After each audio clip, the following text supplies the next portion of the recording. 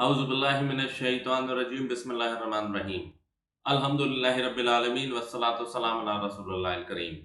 Rabbi इश्रह ली सदरी व यस्सिर ली अमरी वाहलुल उक़्दतम मिन लिसानी यफ़क़हू क़ौली। अस्सलामु अलैकुम व रहमतुल्लाहि व बरकातुहू। मेरे प्यारे इस्लामी भाइयों और बहनों,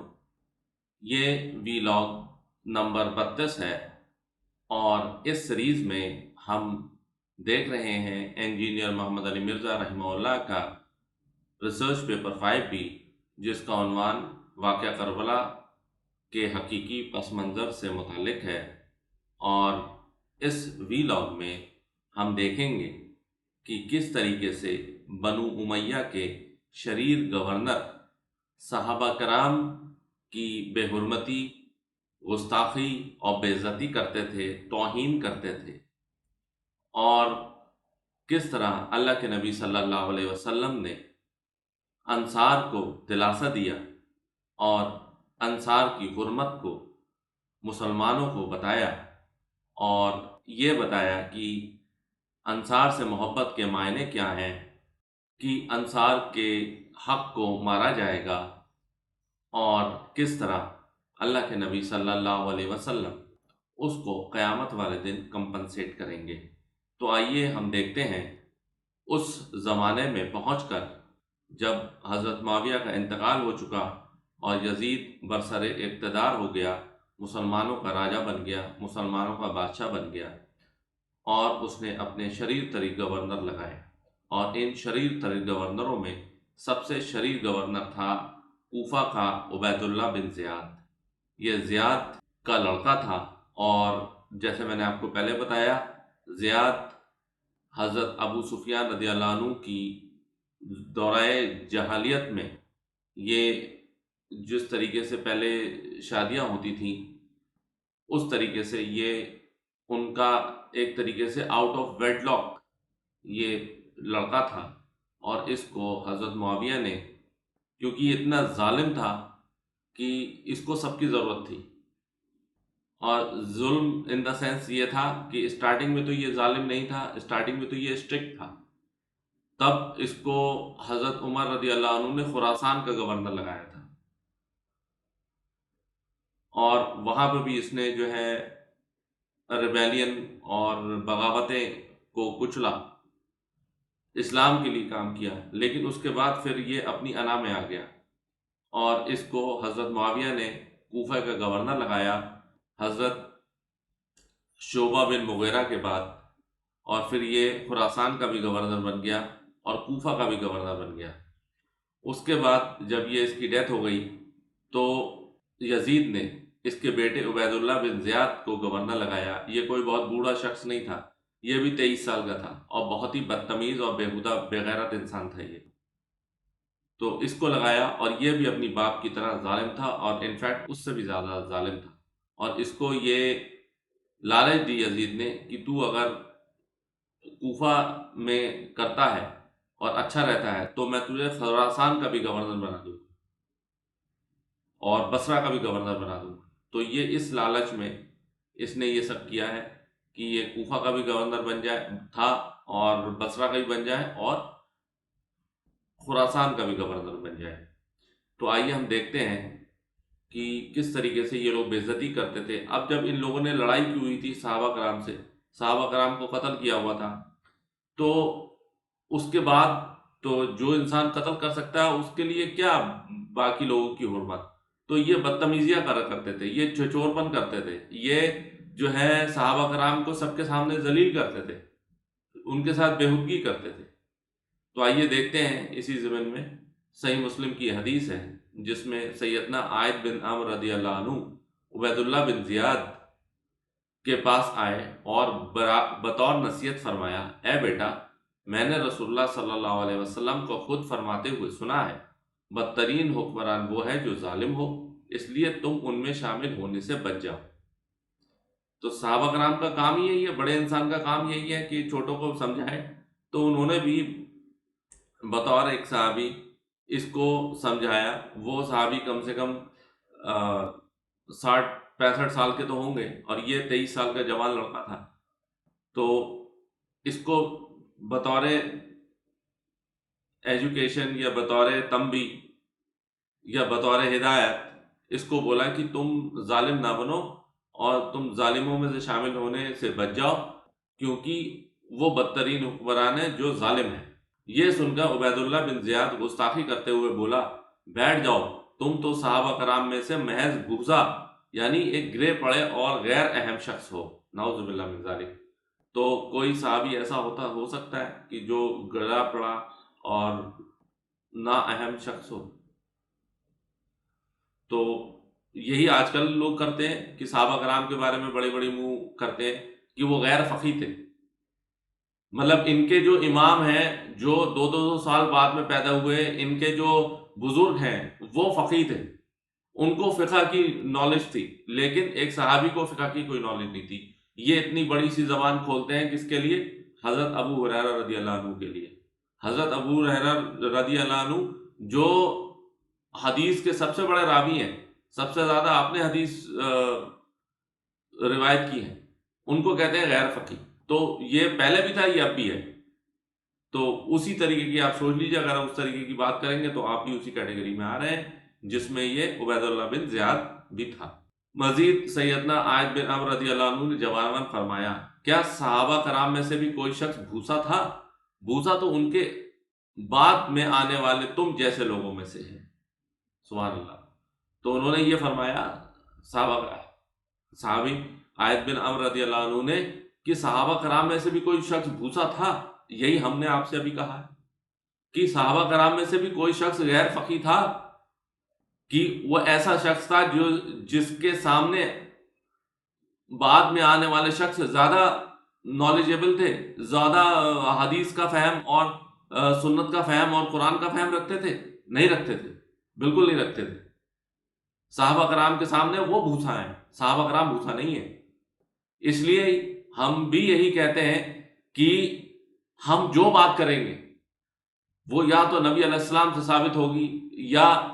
خلفاء راشد سے ثابت ہوگی، یا صحابہ کرام سے ثابت ہوگی۔ ان کے بعد میں آنے والوں کی بات تبھی محفوظ ہے یا مانی جائے گی جب وہ صحابہ کرام کے فہم کے مطابق ہوگی۔ ابھی ایک اور حدیث ہے جس میں یہ ابو عبید اللہ بن زیاد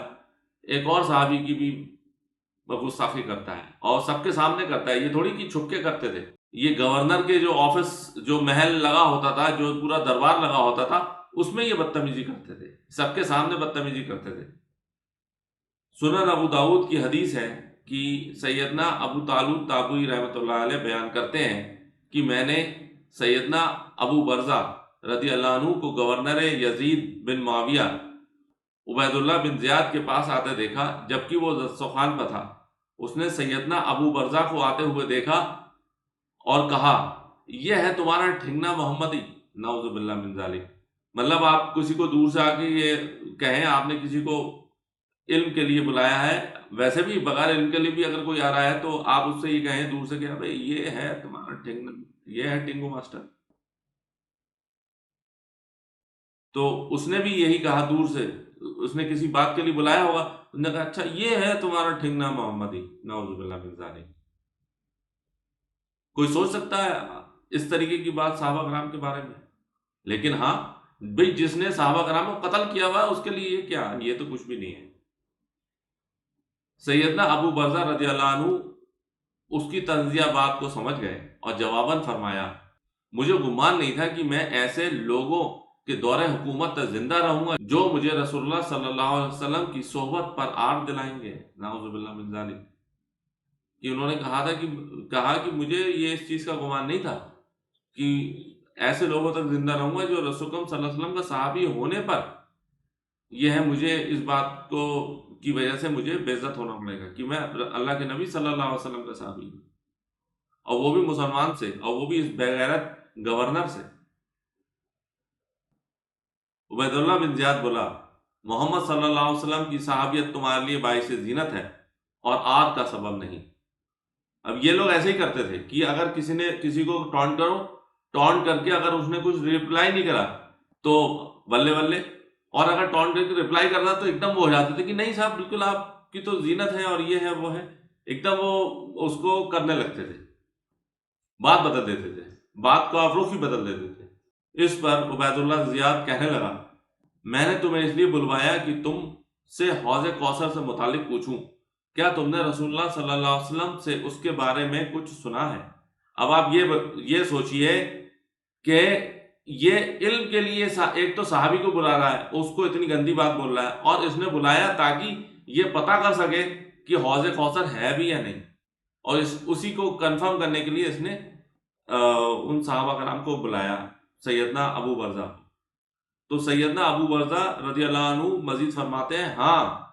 نہ ایک بار، نہ دو بار، نہ تین بار، نہ چار بار، اور نہ 5 بار، یعنی متعدد بار سنا، اور جو شخص اس یعنی کہ حوض کوثر کے وجود کا انکار کرے تو اللہ تعالیٰ اس کو اس سے پینا نصیب نہ فرمائے۔ سبحان اللہ۔ بالکل جس چیز کو آپ جس چیز کا انکار کر رہے ہیں، تو آپ پھر وہ کیسے اس کی فضیلت کو پا سکتے ہیں؟ تو ابو برزہ رضی اللہ عنہ نے بالکل اس طریقے کی اس پر لعنت بھیجی کہ جو انسان حوض کوثر کے وجود کو انکار کرے تو اللہ تعالیٰ اس کا پینا اسے نصیب نہ فرمائے۔ سیدنا ابو طالب تابعی رحمۃ اللہ علیہ کا بیان ہے، پھر سیدنا ابو برزہ غصے کی حالت میں وہاں سے تشریف لے گئے۔ اس حدیث کو شیخ ناصر الدین البانی اور شیخ زبیر علی زئی نے صحیح کہا ہے، اور یہ سنن ابو داود میں 4749 ہے، اور اس سے پہلے جو صحیح مسلم کی حدیث تھی وہ 4733 نمبر ہے۔ تو آپ اس کو اپنی کتابوں میں دیکھ سکتے ہیں یا sunnah.com پر ویریفائی کر سکتے ہیں کہ یہ انہی ورڈنگ کے ساتھ ہے یا کوئی اور ورڈنگ ہے، یا یہ حدیث ہے بھی وہاں پر یا نہیں۔ چونکہ حضرت معاویہ کے وقت اور اس کے بعد یزید کے وقت اور اس کے بعد مروان کے وقت اور اس کے بعد باقی جو بنو امیہ کے جو حکمران آئے، ان کے وقت انصار مدینہ کے ساتھ بہت ناانصافی ہوئی، ان کا قتل کیا گیا، ان کو کہیں کا نہ چھوڑا، ان کی ساری فضیلت ختم کرنے کی کوشش کی گئی، اور وہ ایسے ہو گئے جیسے کہ ایک نارمل سے ایک بندہ ہوتا ہے جس کی کوئی اوقات نہیں ہوتی، بس ہاں کہ رہ رہے ہیں، زندہ ہے اور حکومت میں ہیں، لیکن ان پہ پاس کوئی پاور نہیں ہے۔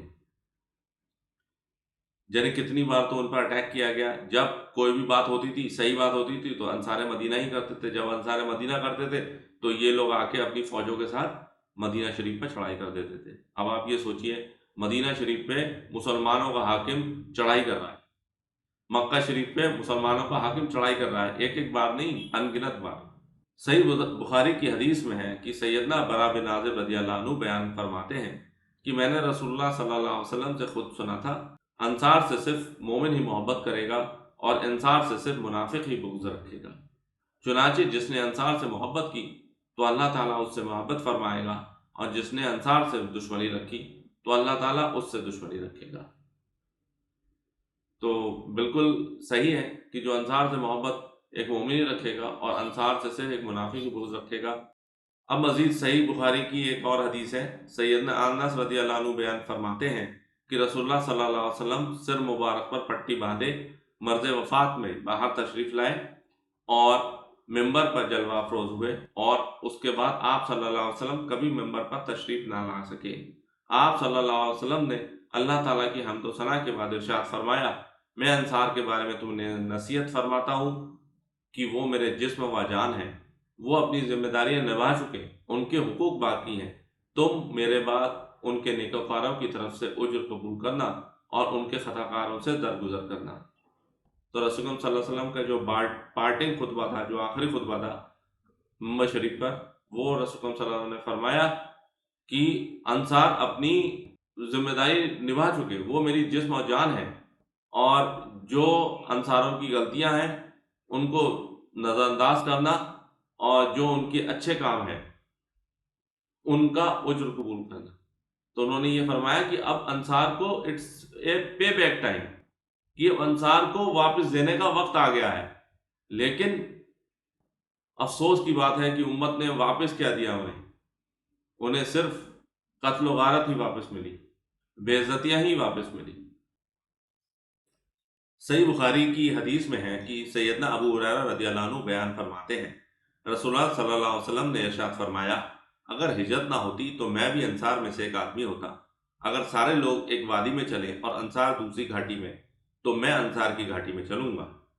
انصار استر یعنی کہ اندرونی لباس ہے، جبکہ باقی لوگ اوپر کا کپڑا ہیں۔ اے انصار، بے شک تم لوگ میرے بعد ترجیح دیکھو گے تو تم صبر کرنا یہاں تک کہ مجھ سے حوض کوثر پر ملاقات کرنا۔ تو رسول اکرم صلی اللہ علیہ وسلم نے فرمایا کہ اگر ہجرت نہ ہوتی تو میں بھی انصار میں سے ہوتا، کیونکہ آپ صلی اللہ علیہ وسلم کی ننیال جو ہے بنو نجار میں تھی، جو ایک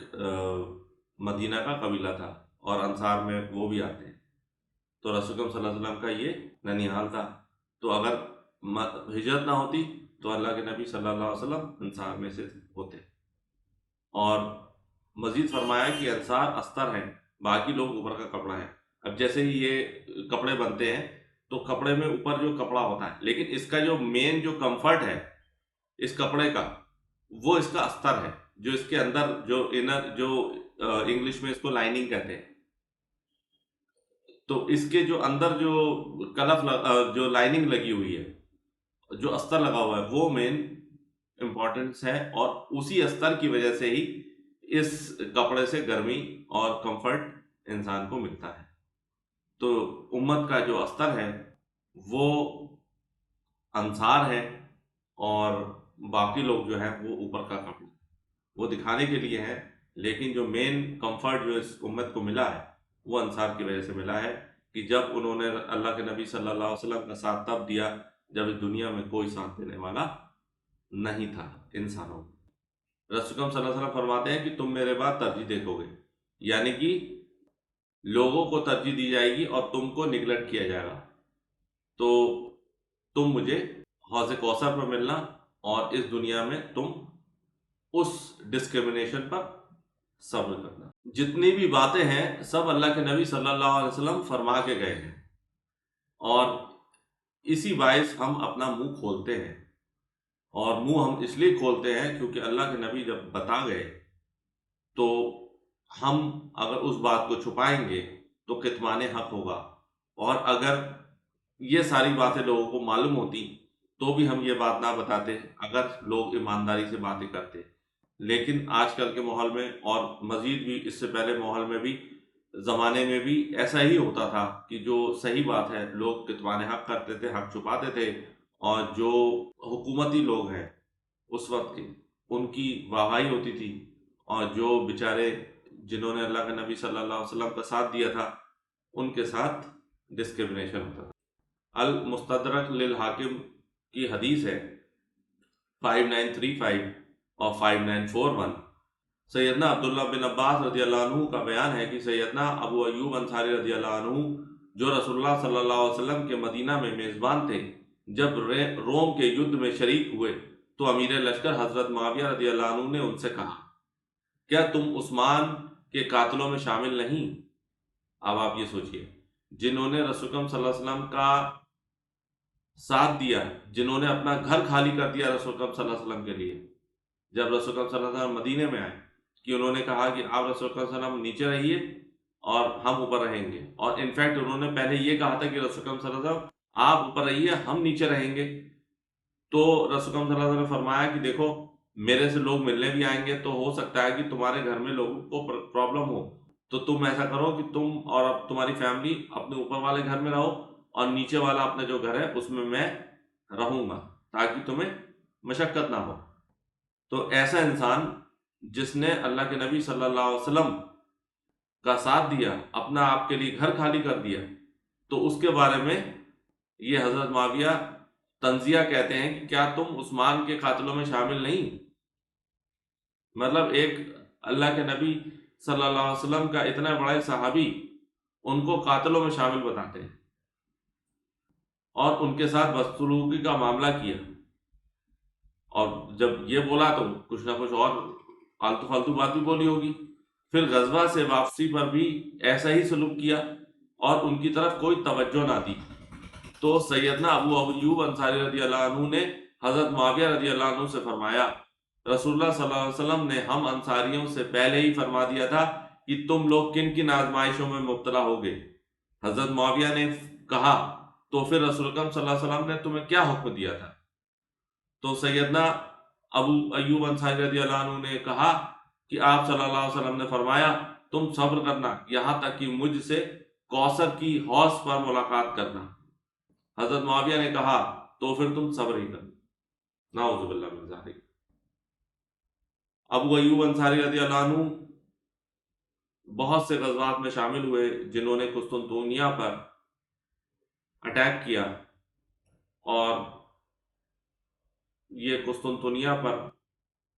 90 سال کی سے بھی زیادہ عمر تھی، وہاں پر آپ شہید ہوئے، آپ کا انتقال ہوا، اور آپ کو وہیں قسطنطنیہ کے دیوار کے پاس ہی دفن کیا گیا، اور ان کا روضہ مبارک آج بھی وہاں ہے۔ تو یہ ابو ایوب انصاری رضی اللہ عنہ پر انہوں نے کوئی توجہ نہیں دی، ان کو نگلیکٹ کیا۔ نگلیکٹ کرنا کسی کو بھی ایک طریقے کا اس کی بے عزتی کرنا ہے، اور وہ بھی ایسے جلیل القدر صحابی کی۔ تو انہوں نے فرمایا کہ رسول اکرم صلی اللہ علیہ وسلم نے ہم انصاریوں سے پہلے ہی فرما دیا تھا کہ تم لوگ کن کن آزمائش میں مبتلا ہوگے۔ تو حضرت معاویہ نے یہ کہا کہ بھئی رسول اکرم صلی اللہ علیہ وسلم نے تمہیں کیا حکم دیا تھا جب تمہارے ساتھ ایسا ہو؟ تو آپ رضی اللہ عنہ نے ابو ایوب رضی اللہ عنہ نے کہا کہ آپ صلی اللہ علیہ وسلم نے فرمایا تھا تم صبر کرنا یہاں تک کہ مجھ سے حوض کوثر پر ملاقات کرنا قیامت والے دن۔ تو حضرت معاویہ نے تنزیہ ہی کہا پھر تو تم صبر ہی کرو۔ اب آپ یہ بتائیے، انسٹیڈ کہ یہ بتاتے کہ جو تمہارے ساتھ ڈسکرمنیشن ہو رہا ہے میں اسے ختم کروں گا، یہ بولے کہ اب تو تم صبر ہی کرو۔ صبر اس لیے کرو کیونکہ مدینہ والوں نے ان کا ساتھ ہی نہیں دیا تھا،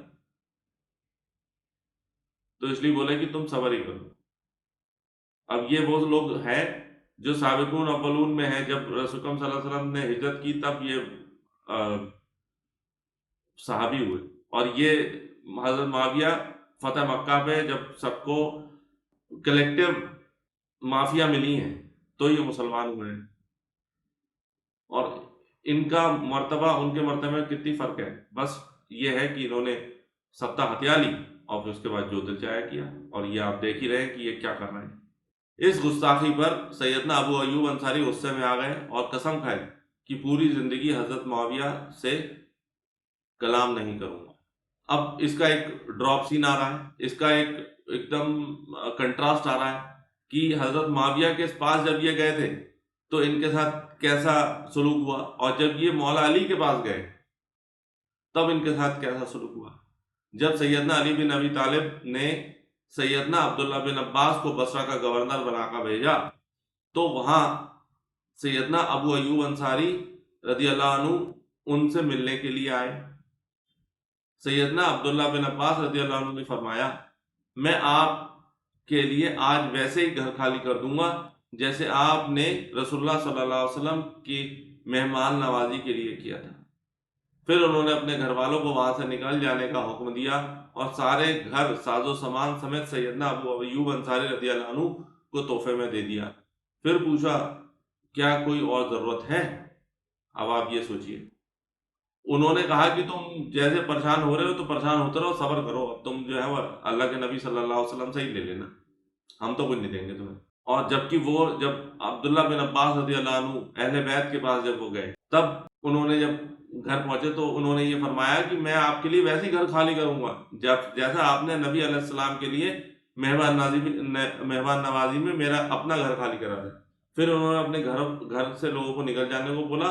اور سارا گھر ساز و سامان سمیت سیدنا ابو ایوب انصاری رضی اللہ عنہ کو تحفے میں دے دیا۔ پھر پوچھا کیا کوئی اور ضرورت ہے؟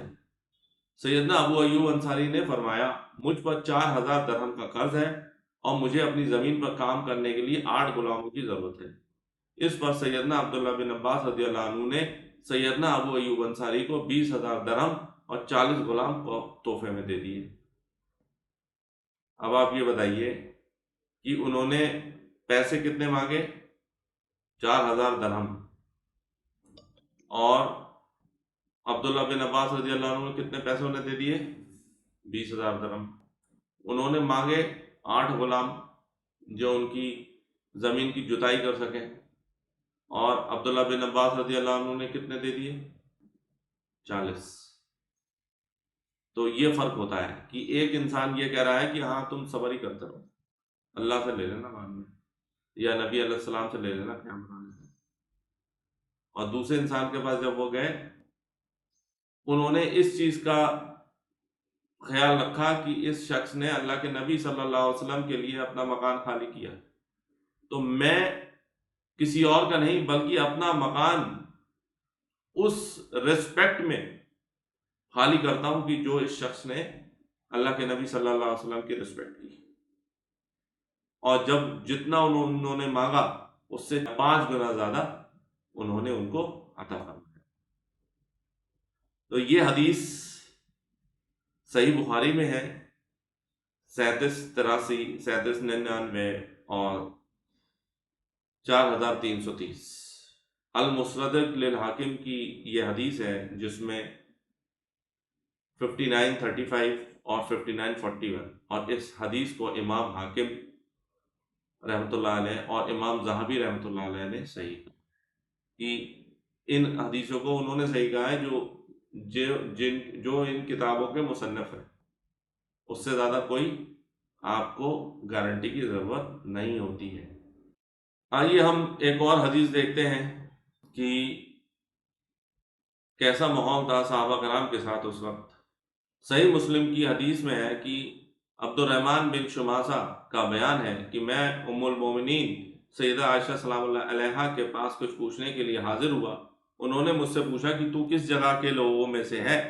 میں نے عرض کیا میں سوالوں میں سے ہوں۔ اس پر انہوں نے فرمایا تمہارے موجودہ حاکم کا کیا حال ہے اس لڑائی میں؟ میں نے عرض کیا میں نے تو اس نئے حاکم میں کوئی بری بات نہیں دیکھی، ہم میں سے کسی کا اونٹ مر جاتا تو وہ اسے نیا اونٹ دیتا، اور اگر ہمارا غلام مر جائے تو نیا غلام دے دیتا ہے، اور اگر خرچے کی ضرورت پڑ جائے تو خرچہ بھی دے دیتا ہے۔ سیدہ عائشہ سلام اللہ علیہا نے فرمایا تمہارے اس حاکم نے میرے بھائی محمد بن ابی بکر رضی اللہ عنہ کے ساتھ جو سلوک کیا، یعنی محمد بن ابو بکر رضی اللہ عنہ کو شہید کر کے ان کی لاش مردہ گدھے کی کھال میں ڈال کر جلائی گئی، یہ حرکت مجھے اس حدیث کو بیان کرنے سے نہیں روک سکتی کہ رسول اکرم صلی اللہ علیہ وسلم نے فرمایا میرے اسی حجرے میں فرمایا تھا اے اللہ تعالیٰ میری امت کا جو حاکم لوگوں پر سختی کرے تو بھی اس پر سختی فرما، اور جو حاکم ان لوگوں پر نرمی کرے تو بھی ان پر نرمی فرما۔ مصر میں جب مولا علی کی اور حضرت معاویہ کی جنگ چل رہی تھی، تب حضرت عمرو ابن العاص نے معاویہ رضی اللہ عنہ طرف سے جنگ کرتے ہوئے جو محمد بن ابو بکر یعنی کہ ابو بکر صدیق رضی اللہ عنہ کا جو بیٹا تھا جس کی ماں نے حضرت علی سے شادی کی، ان کو گورنر بنایا تھا مولا علی نے، لیکن ان لوگوں نے کیا کیا، ان لوگوں نے مصر پر اٹیک کرا، ان کو ہرایا اور پھر ان کو قتل کیا۔ اٹیک بھی کیا کیا؟ چھپ کر کیا، مطلب انہوں نے ٹیکٹک لگائی اور دھوکے سے ان پر اٹیک کیا۔ وہ اس وقت جو ہے وہ اس ایریا میں جہاں تھے، جہاں پہ ان کو انہوں نے گھیرا محمد بن ابو بکر رضی اللہ عنہ کو، اس وقت وہ کم لوگوں کے ساتھ تھے، ان کو گھیرا انہوں نے، ان کو قتل کیا۔ پہلے انہوں نے ان کو تڑپایا، تڑپانے کے بعد ان کو قتل کیا، اور پھر ان کی لاش ایک گدھے کے چمڑے میں ڈالی، اور اس گدھے کے چمڑے میں ڈالنے کے بعد اس لاش کو نہیں دفنایا اور پھر اس کو آگ لگا دی۔ تو یہ حرکت انہوں نے کی، اور اس کے بعد یہ تاکہ لوگ اینٹی نہ ہو جائیں، لوگوں کو یہ فری کا سامان بانٹتے تھے۔ جب فری کا سامان بانٹتے تھے تو یہ بندہ جب حضرت عائشہ کے پہنچا تو حضرت عائشہ رضی اللہ عنہ نے فرمایا کہ تم یہ بول رہے ہو، جبکہ وہ تو بہت ہی سخت ہے جو لوگوں پر سختی کرتا ہے، اور اس نے میرے بھائی کے ساتھ فلاں فلاں کام کیا ہے۔ اب آپ یہ سوچ سکتے ہیں کہ ایک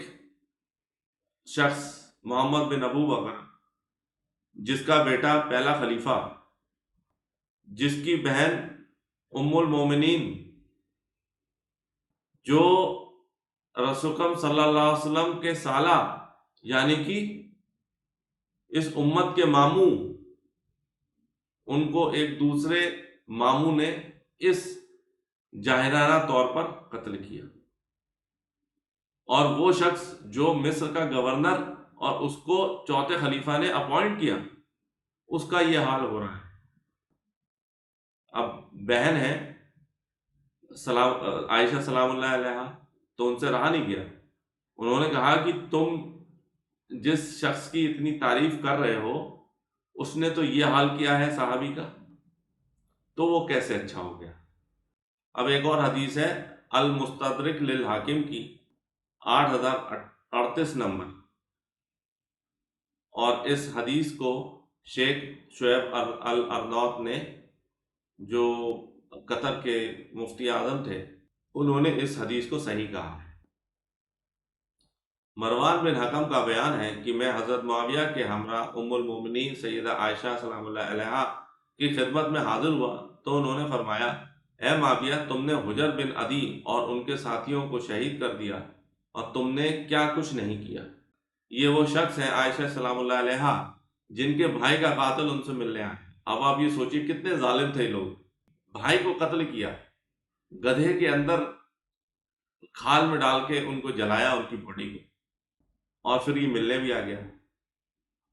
لیکن انہوں نے اتنا صبر کا مظاہرہ کیا کہ انہوں نے یہ نہیں کہا کہ میرے بھائی کو تم نے ایسا کیا، بلکہ انہوں نے یہ کہا کہ تم نے حجر بن عدی کے ساتھ کیا کیا۔ اب یہ حجر بن عدی جو تھے یہ فاتح ایران کے ساتھ تھے، جب ایران کی فتح ہوئی، جب جزائر میں جب فتوحات ہوئی تو انہوں نے حجر بن عدی رضی اللہ عنہ نے کری تھی، اور انہوں نے حضرت معاویہ نے جب صلح حسن ہو گئی تو اس کے بعد یہ حضرت علی کے شیعہ تھے، یہ حجر بن عدی رضی اللہ عنہ، تو ان کو وہاں پہ جو ایریا انہوں نے خود فتح کیے تھے اسی ایریا میں انہوں نے ان کو گھیرا اور بہت ہی جاہرانہ طریقے سے ان کو قتل کیا۔ تو اسی کے بارے میں حضرت ام المومنین عائشہ سلام اللہ علیہا یہ فرماتی ہیں کہ حجر کے ساتھ تم نے کیا کیا اور اس کے ساتھیوں کو بھی شہید کیا اور تم نے کیا کچھ نہیں کیا۔ تجھے اس بات سے ذرا بھی خوف نہیں آتا کہ میں تیرے لیے ایک آدمی چھپا کر رکھوں اور وہ تجھے خفیہ حملہ کر کے قتل کر دے؟ تو حضرت عائشہ سلام اللہ علیہ نے کہا کہ اگر میں چاہوں تو تیرے اوپر اسیسینیشن اٹیمپٹ بھی کروا سکتی ہوں، تجھے اس کا بھی خدشہ نہیں رہتا ہے، اس کا ڈر نہیں رہتا ہے کہ کوئی بھی مسلمان کو اگر ہم چاہیں تو ہم تجھے مروا سکتے ہیں۔ حضرت معاویہ رضی اللہ عنہ نے عرض کیا، آپ ایسا نہ کریں، کیونکہ میں نے رسول اکرم صلی اللہ علیہ وسلم کو فرماتے ہوئے سنا، ایمان اچانک حملہ کر کے قتل کرنے سے روکتا ہے، مومن اچانک حملہ نہیں کرتا۔ اب آپ یہ بتائیے کہ حجر بن عدی رضی اللہ عنہ کو انہوں نے ایسے ہی مارا، شہید کیا، اور محمد بن ابو بکر رضی اللہ عنہ کو بھی انہوں نے ایسے شہید کیا۔ بالکل آج کل کے زمانے میں بھی ایسا ہوتا ہے کہ جب کسی کو غلط بات کرتے ہوئے آپ اسے بتائیں اور اس سے کہیں کہ میں تیرا تو حالت خراب کر دوں گا، تو وہ کیا کہتا ہے، نہیں نہیں دیکھو اللہ نے منع کیا ہے ایسا کرنے سے۔ اب یہاں پہ بالکل ویسے ہی ہے، یہ سارے اعمال کرتے رہے الٹے سیدھے، لیکن جب ان سے کہا گیا حضرت عائشہ سلام اللہ علیہ نے کہ ہو سکتا ہے کہ اگر ہم چاہیں تو ہم تجھے بھی قتل کروا سکتے ہیں، اسیسینیٹ کروا سکتے ہیں، تو بولا کہ دیکھیے اللہ کے نبی صلی اللہ علیہ وسلم نے تو منع کرا ہے، مسلمان تو ایسا ہو نہیں سکتا جو شب خون مارے اور پیٹھ میں چھری گھوپے اور سارے کام خود کر رہے ہیں، اور دوسرا جب کرنے پہ آ گیا تو وہ دیکھو اللہ نے ایسا کہا ہے، اللہ نے ایسا کہا ہے۔ اس حدیث کو شیخ شعیب الارناؤط نے صحیح کہا۔ اب ایک اور حدیث آ رہی ہے مسند احمد کی، جس میں سیدنا سعید بن مسیب رضی اللہ عنہ فرماتے ہیں کہ حضرت معاویہ رضی اللہ عنہ ام المومنین سیدہ عائشہ رضی اللہ عنہ کی خدمت میں حاضر ہوئے تو انہوں نے فرمایا، کیا تمہیں اس بات کا خطرہ نہیں کہ میں ایک آدمی کو خفیہ طور پر بیٹھا ہوں اور وہ تمہیں قتل کر دے؟ حضرت معاویہ رضی اللہ عنہ نے عرض کیا، آپ ایسا نہیں کر سکتی، کیونکہ میں تو امن والے گھر میں ہوں اور میں نے رسول اکرم صلی اللہ علیہ وسلم کو فرماتے ہوئے سنا، ایمان بہادری کو بیڑا ڈال دیتا ہے۔ اچھا آپ یہ بتائیں کہ میرا آپ کے ساتھ اور آپ کی ضروریات کے حوالے سے رویہ کیسا ہے؟ سیدنا عائشہ نے فرمایا صحیح ہے۔ حضرت معاویہ نے عرض کیا، تو پھر آپ ہمیں اور باقی لوگوں کو اپنے حال پر چھوڑ دیجئے یہاں تک کہ ہم اپنے پروردگار سے جا ملیں۔ تو انہوں نے یہ کیا فرمایا کہ آپ کو پیسہ وغیرہ جو آپ کو دیتے ہیں بھیجتے ہیں وہ مل رہا ہے آپ کو؟ تو انہوں نے کہا ہاں مل رہا ہے، صحیح مل رہا ہے۔ تو انہوں نے کہا کہ پھر تو آپ اپنا جو کام کر رہی ہیں وہ آپ اپنا کام کرتے رہیے، اور جو ہم کر رہے ہیں وہ ہمیں کرتے رہیے، آپ ہمارے اس مسئلے میں دخل نہ دیں یہاں تک کہ ہم اپنے پروردگار سے جا ملیں۔ تو انہوں نے ایک دم ایک شٹ اپ کال دی کہ بھئی آپ شانت رہیں، آپ کو پیسہ مل رہا ہے یہی کافی ہے، آپ کا خرچہ پانی چل رہا ہے، آپ اسی میں مطمئن رہیے اور ہمارے حال پر ہمیں چھوڑ دیجیے۔ اور اس حدیث کو بھی شیخ شعیب الارناؤت نے صحیح کہا ہے، اور یہ مسند احمد میں ہے 16,957۔ تو میرے بھائیوں اور بہنوں، یہ ہے تھوڑا سا کچا چٹھا بنو امیہ کے حکمرانوں کا اور ان کے گورنروں کا، اور کس طریقے سے وہ صحابہ کرام کی بے حرمتی کرتے تھے۔ مطلب کہنے کا مطلب یہ ہے کہ ان کا ٹوٹل کنٹرول تھا، بہت ہی ٹائٹ کنٹرول، اور جس کے خلاف آپ جا نہیں سکتے۔ اگر آپ جس کے خلاف آپ بولیں گے، چاہے آپ کی کوئی بھی حیثیت ہو، آپ کا یا خرچہ پانی بند ہو جائے گا یا پھر آپ جان سے جاتے رہیں گے۔ جس کا انہوں نے خرچہ پانی بند کر سکتے تھے ان کا خرچہ پانی بند بھی کر دیا، اور ان کی سانسیں بھی روک دی گردنیں کاٹ کے۔ اور جن کا خرچہ پانی بند نہیں کر سکتے تھے قرآن کی روح سے، ان کو بس یہی دھمکیاں دیتے رہے کہ آپ کو خرچہ پانی مل رہا ہے تو آپ اپنا خرچہ پانی میں ہی خوش رہیں، اور ہمارے معاملے میں آپ دخل نہ دیں۔ جو ہم کر رہے ہیں وہ ہم کرتے رہیں گے، اور ہمیں خوب معلوم ہے کہ ہم کیا کر رہے ہیں، اور ہم اس کا حساب اللہ تعالیٰ کو دے دیں گے۔ یہ آج کل بھی ہوتا ہے کہ صاحب آپ اپنا کام سے کام رکھیے، ہمیں اچھی بات نہ بتائیں۔ ہمارا اور اللہ کا مطلب ہے اللہ ہم سے جو چاہے پھر ہمارا حساب کرے، آپ جو ہے زیادہ پریشان نہ ہوں۔ بالکل ویسے ہی جیسے آج کل ہم لوگ کہتے ہیں، بالکل ویسے ہی اس زمانے میں بھی ہوتا تھا۔ تو ہم اس کے بعد اور مزید دیکھیں گے کہ کیا کیا اور بگاڑ آئے کہ جس کی وجہ سے واقعہ کربلا ہوئی۔ اللہ عالم۔ سبحانک اللہم و بحمدک، نشہد ان لا الہ الا انت، نستغفرک و نتوب الیک، وما علینا الا البلاغ المبین۔ جزاکم اللہ خیر۔ السلام علیکم ورحمۃ اللہ وبرکاتہ۔